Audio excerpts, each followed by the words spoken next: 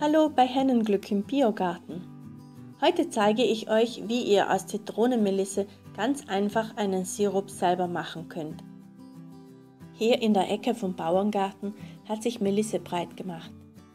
Ihre hübschen hellgrünen Blätter duften intensiv nach Zitrone.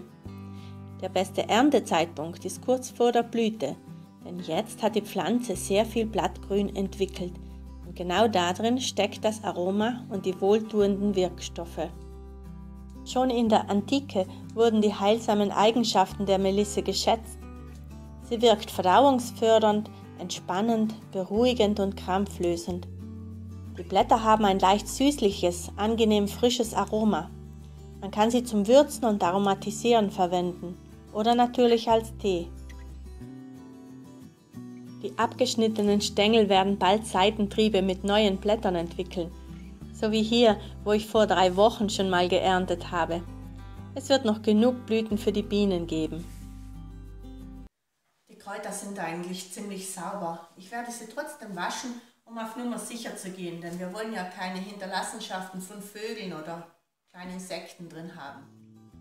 Dafür tauche ich die Stängel kurz ins Wasser und schwenke sie ein wenig. Unschöne Blätter kann ich dabei gleich entfernen. Für den Auszug zupfe ich die Blätter von den Stängeln und gebe sie in meinen größten Kochtopf. Von der Menge her habe ich hier ungefähr 4 oder 5 Bund Melisse, die ich mit 3 Litern Wasser ansetze. Hier messe ich meistens nicht so genau.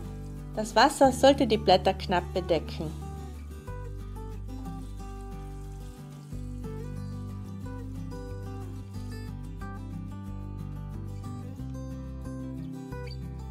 Nun lege ich noch Zitronenscheiben drauf auf die Oberfläche, wie einen Deckel.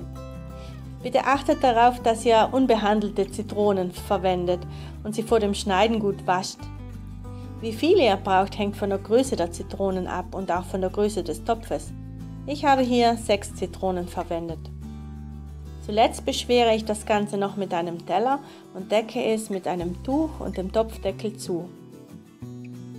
Dieser Kräuteransatz bleibt jetzt so 2 bis 3 Tage stehen. In dieser Zeit nimmt das Wasser das Aroma und die Wirkstoffe der Melisse auf. So, 2 Tage sind jetzt rum. Unser Auszug hat an einem kühlen Ort gestanden und jetzt schauen wir mal nach, was daraus geworden ist.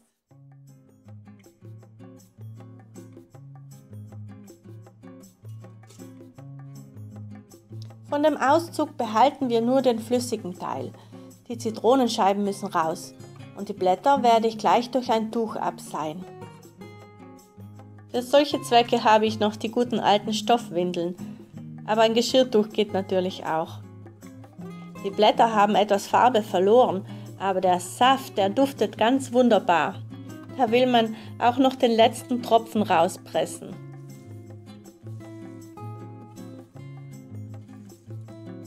Die Blätter kommen auf den Kompost und dann pressen wir auch noch die Zitronen aus.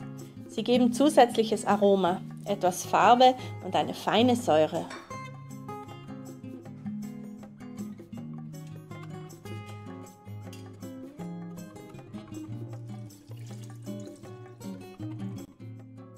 Der Auszug wird jetzt auf 80 Grad erhitzt, aber zuerst kommt noch der Zucker dazu. Ich nehme für meine 3 Liter Saft nur 1,5 Kilogramm Zucker, also im Verhältnis 2:1. Dadurch wird der Sirup weniger süß und man hat mehr vom Aroma. Wenn er richtig heiß abgefüllt wird, reicht dieser Zuckeranteil aus, um den Sirup haltbar zu machen. Mein Sohn rührt auch gern im Topf und gibt jetzt noch 40 Gramm Zitronensäure dazu, um den Geschmack hervorzuheben. Wer keine Zitronensäure mag, kann sie auch weglassen. Ich kontrolliere die Temperatur mit einem Einkochthermometer. Sobald 80 Grad erreicht sind, kommt der Sirup auf die kleine Flamme und das Abfüllen kann beginnen.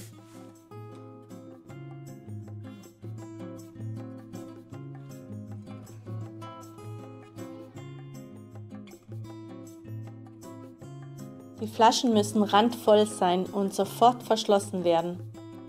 Beim Abkühlen entsteht ein Vakuum und der Deckel wird mit einem Knacken nach unten gezogen. Der Sirup hält dann für mindestens ein Jahr. Nach dem Öffnen sollte er im Kühlschrank lagern und bald aufgebraucht werden, zum Beispiel als erfrischender Cocktail mit Sprudel und Sekt.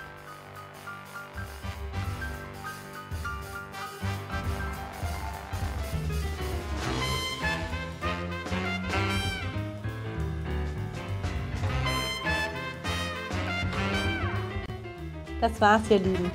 Danke fürs Zuschauen. Wenn euch das Video gefallen hat, bitte bewertet, teilt, kommentiert und abonniert. Ich freue mich schon auf das nächste Mal. Bis bald!